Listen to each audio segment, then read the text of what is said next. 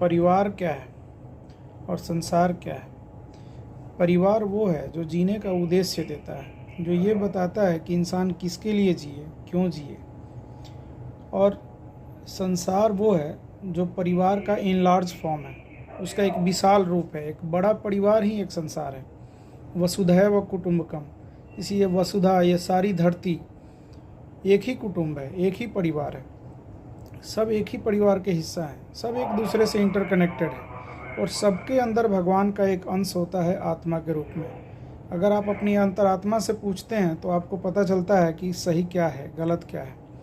देखिएगा, ज़्यादातर ऋषि मुनि जो पुराने जो तपस्वी थे, वो लोग कहीं किसी रैली में या किसी मंदिर के या किसी मस्जिद के या किसी उम्रा करने या किसी धाम पे जाने के चक्कर में नहीं रहते थे। उनको ज़रूरत नहीं था।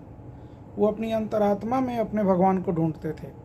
वो उनसे आत्मसार अपने बैठे बैठे कर लेते थे, समझ लेते थे। आपको कभी भी आप किसी मुद्दे पे जब आप अटकेंगे ना, आपको अकेले में शांति से सोचने पे उसका हल मिलता है। आपका मन जो है अंदर से कनेक्ट होता है और तब आपको समझ में आता है कि आप क्या सही कर रहे हैं, क्या गलत कर रहे हैं, कुछ गलत किए हैं या कुछ सही किए हैं। आपको अंदर का जो आपकी शक्ति है वो आपको बताती है। वही भगवान का अंश है जो आपको सही करने को उकसाता है, गलत करने से रोकता है जब आप ठीक से सोचते हैं। तो अक्सर लोग गलत करते हैं बिना सोचे करते हैं, इसीलिए अगर वो ठीक से सोच के करें, एकांत में अच्छा से अच्छा बुरा सोचें और फिर करें, वो गलती नहीं करेंगे, क्योंकि अंतरात्मा उनको गलत करने के लिए नहीं कहेगी। तो भगवान आपको गाइड करते हैं, बट आपको उनसे कनेक्ट होना है। एक अंदर से फीलिंग एक आती है, वही भगवान है, वही आपको फीलिंग दे रहे हैं। हर इंसान में उनका अंश है, पूरे संसार उनकी ही रचना है और उनका अंश हर जगह है, हर इंसान में। जो सोचेगा, जो फील करेगा, उसको समझ में आता है चीज़ें। जो नहीं फील करता उसको नहीं समझ में आता है।